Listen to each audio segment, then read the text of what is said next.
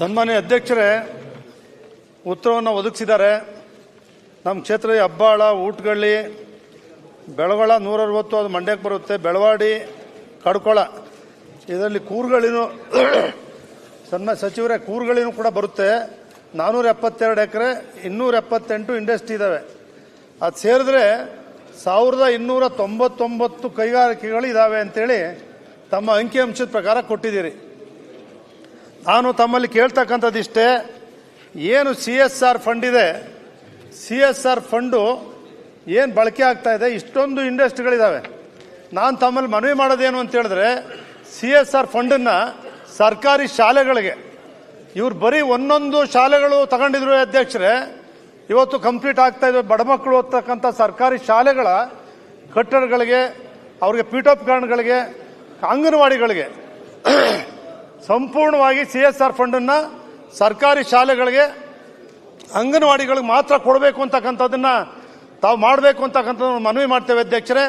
ಹಿಂದೆ ಕಡಿಮೆ ದುಡ್ಡು ಸರ್ಕಾರದಿಂದನೇ ದುಡ್ಡು ಕೊಟ್ಟು ಅವ್ರಿಗೆ ಕಡಿಮೆ ರೇಟಲ್ಲಿ ಜಮೀನು ಕೊಟ್ಟು ನೀರು, ವಿದ್ಯುತ್ ಶಕ್ತಿ ಎಲ್ಲ ಕೊಡ್ತಾ ಇದ್ರು ಕೂಡ ಆ ಭೂಮಿ ಕಳ್ಕೊಂಡಿರೋರಿಗೆ ನೌಕರಿ ಸಿಕ್ಕಿಲ್ಲ ಅಧ್ಯಕ್ಷರೇ. ಅವ್ರು ಧರಣಿ ಮಾಡಿದ್ರೆ ಕೋರ್ಟಲ್ಲಿ ಹೋಗಿ ಸ್ಟೇ ತಗೊಂಬತ್ತಾರೆ ಅಧ್ಯಕ್ಷರೇ. ಇವತ್ತು ನೌಕರಿ ಇಲ್ಲ, ಭೂಮಿ ಕಳ್ಕೊಂಡಿರ್ತಕ್ಕಂಥವ್ರಿಗೆ ಕಡಿಮೆ ಆ ಭಾಗದ ರೈತರ ಮಕ್ಕಳಿಗೆ ಶಿಕ್ಷಣ ಕೊಡ್ತಕ್ಕಂಥದ್ದಕ್ಕೆ CSR ನಿಧಿಯನ್ನು ಬಳಸಬೇಕು. ಇವತ್ತು ಎಂತೆಂತ ಇನ್ಫೋಸಿಸ್ ಇದೆ, ಬೆಮೆಲ್ ಇದೆ, ಬಹಳಷ್ಟು ಕೈಗಾರಿಕೆಗಳಿದ್ದಾವೆ ಅಧ್ಯಕ್ಷರೇ.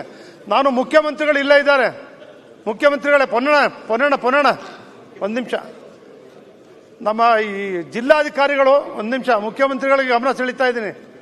ಜಿಲ್ಲಾಧಿಕಾರಿಗಳ ಸಮಿತಿ ಕೈಗಾರಿಕೋದ್ಯಮಿಗಳ CSR ಫಂಡ್ ಅನ್ನ ರಿವ್ಯೂ ಮಾಡ್ತಾರೆ. ಆ ಲೋಕಲ್ ಇರ್ತಕ್ಕಂಥ ಶಾಸಕರುಗಳನ್ನ ಅಲ್ಲಿ ಒಂದು ಸದಸ್ಯರನ್ನ ಮಾಡಿದ್ರೆ ಅವ್ರಿಗೆ ಗೊತ್ತಾಗ್ತದೆ. ಇಲ್ಲದೆ ಏನು ಗೊತ್ತಿಲ್ಲ, CSR ಫಂಡು ಭೂಮಿ ಕಳ್ಕೊಂಡಿರೋ ಇದರಲ್ಲಿ ಏನು ಕಟ್ಟಿದ್ದಾರೆ, ಅವ್ರಿಗೆ ನೌಕರಿನೂ ಇಲ್ಲ, CSR ಫಂಡು ಅಲ್ಲಿಗೆ ಬಳಕೆ ಆಗ್ತಾ ಇಲ್ಲ. ಆ ಪ್ರದೇಶದ ಶಾಲೆಗಳಿಗೆ, ಬಡ ಪ್ರೈಮರಿ ಸ್ಕೂಲ್ಗಳಿಗೆ, ಹಿರಿಯ ಪ್ರಾಥಮಿಕ ಶಾಲೆ, ಅಂಗನವಾಡಿಗಳಿಗೆ ಉಪಯೋಗಿಸಬೇಕು ಅಂತೇಳಿ ನೀವೊಂದು ತೀರ್ಮಾನ ಮಾಡಬೇಕು ಅಂತೇಳಿ ನಾನು ಕಳಕಳಿಯ ಮನವಿಯನ್ನ ಮಾಡ್ತಾ ಇದ್ದೇನೆ. ಓಕೆ, ಸನ್ಮಾನ್ಯ ಸಭಾಧ್ಯಕ್ಷರೇ, ನಾನು ಮಾನ್ಯ ಸಚಿವರಿಗೆ ಅವ್ರು ಕೇಳಿದಂಥ ಪ್ರಶ್ನೆಗೆ ಎಷ್ಟು ಸುಮಾರು ಕೈಗಾರಿಕೆಗಳ ಸಂಖ್ಯೆ 1105 ಪ್ರದೇಶ, 1181, ಸುಮಾರು 3244 ಎಕರೆ ಜಮೀನು ಕೈಗೆಷ್ಟು ಕೊಟ್ಟಿದ್ದೀವಿ. ಅದರಲ್ಲಿ 1181 ಘಟಕಗಳಲ್ಲಿ 1090 ಘಟಕಗಳು ಅನುಷ್ಠಾನಗೊಂಡಿದ್ದಾವೆ.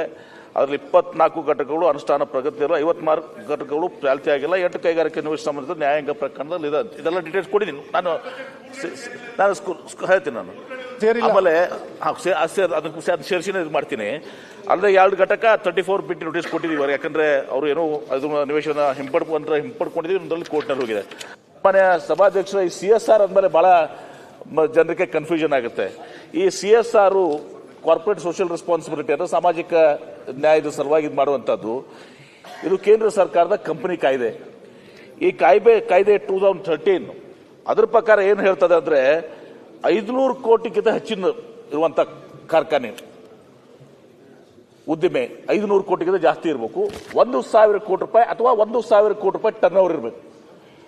ಆ 1,000 ಕೋಟಿ ರೂಪಾಯಿ ಟರ್ನ್ ಓವರ್ ಇದ್ದು 5 ಕೋಟಿ ಪ್ರಾಫಿಟ್ ಇರಬೇಕು. ಆ 5 crores ಪ್ರಾಫಿಟ್ 3 ವರ್ಷಗಳ ಕನಿಷ್ಠ ಇದನ್ನ ಶೇಕಡಾ 2%. ಅಂದ್ರೆ ಒಂದೇದು 500 crores above or 1000 crores turnover or 5 crores profit last 3 years average ಅನ್ನು ತೆಗೆದುಕೊಂಡು 2% ಅದನ್ನ ಖರ್ಚು ಮಾಡಿ. ಎಲ್ಲರಿಗೂ ಇದು ಅನ್ವಯ ಆಗುದಿಲ್ಲ. ಚಿಕ್ಕ ಇಂಡಸ್ಟ್ರೀಸ್ಗಳಿಗೆ ಎಲ್ಲರೂ ಕೂಡ ಬಹಳಷ್ಟು ಅದಾವೆ. ಅಂದ್ರೆ ತಮ್ಮ ಗಮನಕ್ಕಿರಲಿ. ಅಂದ್ರೆ ದೊಡ್ಡ ಈ ಇಂಡಸ್ಟ್ರೀಸ್ಗಳಿಗೆ ಹೇಗೆ ತಾವು ಹೇಳಿದ್ರಿ, ಇನ್ಫೋಸಿಸ್ ದೊಡ್ಡ ಎಂಥವು ಇದಲ್ಲ, ಅಂಥವ್ರಿಗೆ ಇದೆಲ್ಲ ಅಪ್ಲೈ ಆಗ್ತದೆ. ಸೊ ಈಗ CSR ಬಂದ್ಮೇಲೆ ಈಗ ತಾವೇನು ಇದನ್ನು ಮಾಡಿದಿರಿ. ಮೊನ್ನೆ ನಾವು ವೇಮ್ಗಲ್ಗೂ ಹೋಗಿದ್ದೆ, ಅಲ್ಲಿನೂ ಕೂಡ ಬಹಳಷ್ಟು ಡಿಮಾಂಡ್ ಇದೆ. ಇವತ್ತು ನಾವು ಒಂದು ವಿಚಾರ ಮಾಡ್ತಾ ಇದ್ದೀವಿ, ಚಿಂತನೆಯನ್ನು ಮಾಡ್ತಾ ಇದ್ದೀವಿ. ನಾನು ಇವತ್ತು ಬೆಳಗ್ಗೆನೂ ಕೂಡ ನಮ್ಮ ಪ್ರಿನ್ಸಿಪಲ್ ಸೆಕ್ರೆಟರಿ ಕೂಡ ಚರ್ಚೆ ಮಾಡಿದ್ದೀವಿ. ಈಗ ಒಂದು ರೇಷಿಯೋ ಹಾಕೊಂಡು ಆ ಗ್ರಾಮ ಪಂಚಾಯತ್ ಲಿಮಿಟ್ ಅಥವಾ 10 ಕಿಲೋಮೀಟರ್ 5 ಕಿಲೋಮೀಟರ್ ರೇಡಿಯಸ್ನಲ್ಲಿ ಇವತ್ತು ಸಹ ಕನಿಷ್ಠ ಪಕ್ಷ ಒಂದು ಇಂತಿಷ್ಟು ಹಣವನ್ನ ಅಲ್ಲಿ ಏನು ಕಾರ್ಖಾನೆಗಳು ಏನು ಕ್ವಾಲಿಫೈ ಆಗ್ತಾರ CSRಗೆ ಅವ್ರು ಖರ್ಚು ಮಾಡಬೇಕು ಅಂತೇಳಿ ಒಂದು ಅಡ್ವೈಸ್ ಅನ್ನ ಇವತ್ತು ಸರ್ ಅವ್ರಿಗೆ ಕೊಡ್ಲಿಕ್ಕೆ ಬಯಸಿದ್ವಿ. ಎರಡನೇದಾಗಿ ತಾವು ಉದ್ಯೋಗದ ಬಗ್ಗೆ ಹೇಳಿದ್ರಿ. ಉದ್ಯೋಗದಲ್ಲಿ ಏನಾಗಿದೆ, ಇವತ್ತು ಸಹ ಯಾರು ನಮ್ಮ ಕಡೆ ಇನ್ಸೆಂಟಿವ್ಸ್ ತಗೊಂಡಿರ್ತಾರೆ, ನಮ್ಮ ಪಾಲಿಸಿಯಲ್ಲಿ ಯಾರು ನಮ್ಗೆ ಇನ್ಸೆಂಟಿವ್ಸ್ ತಗೊಂಡಿರ್ತಾರೆ ಅವ್ರಿಗೆ ಉದ್ಯೋಗನ ನಾವು ಅವ್ರು ಕೊಡಬೇಕಾಗ್ತದೆ. ಇದಾಗಿನೂ ಕೂಡ ತಾವು ಎಲ್ಲಿ ಮಾಡಿದ್ರೆ ರಿವ್ಯೂ ಮಾಡ್ತೀವಿ. ಅದನ್ನ ಈಗಾಗಲೇ ನಾವು ಒಂದು ಸೆಟ್ ಎಲ್ಲಾನು ಕೂಡ ಇಡೀ ಸ್ಟೇಟ್ನಲ್ಲಿ ಎಲ್ಲೆಲ್ಲಿ ಎಂಪ್ಲಾಯ್ಮೆಂಟ್ ಕೊಟ್ಟಿದ್ದಾರೆ ಕೊಟ್ಟಿಲ್ಲ ಅಂತ ಸಮಗ್ರ ಮಾಹಿತಿಯನ್ನು ನಾವು ತರಿಸ್ಕೊಂಡಿದ್ದೀವಿ. ಅದು ಮಾನಿಟರ್ ನಾವು ಮಾಡ್ತಾ ಇದೀವಿ. ಈಗೂ ತಾವು ಹೇಳಿದಾರಲ್ಲ, ಇದು ತಮ್ಮ ಇದನ್ನು ಕೂಡ ಅಲ್ಲಿ ಎಂಪ್ಲಾಯ್ಮೆಂಟ್ ಕೊಡಬೇಕಾಗಿದ್ದು ಕರ್ತವ್ಯ. ಅವತ್ತು ದಿವಸ ಭೂಮಿ ಕಳ್ಕೊಂಡ ರೈತರಿಗೆ ಅದನ್ನು ಕೂಡ ಇವತ್ತು ದಿವಸ ನಾವು ಮಾನಿಟರ್ ಮಾಡ್ತಾ ಇದೀವಿ. ಸನ್ಮಾನ್ಯ ಅಧ್ಯಕ್ಷರೇ, ಆ ಕೆಲಸವನ್ನು ಮಾಡ್ತೀವಿ. ಮಾನ್ಯ ಸದಸ್ಯರು ಹೇಳುದು ಬಹಳ ಸರಿಯಾಗಿದೆ. ಆ ರೀಜನ್ನಲ್ಲೇ ಇವತ್ತು ದಿವಸ ಖರ್ಚು ಆಗಬೇಕು ಮತ್ತು ಅದನ್ನ ಒಂದು ರೇಡಿಯಸ್ ಯಾವ ರೀತಿ ಆ ರೀಜನ್ಗೆ ಇದು ಆಗಬೇಕು ಅನ್ನೋದು ಮಾನದಂಡ ಫಿಕ್ಸ್ ಮಾಡ್ತೀವಿ ಸರ್. ಮಾನ್ಯ ಅಧ್ಯಕ್ಷ.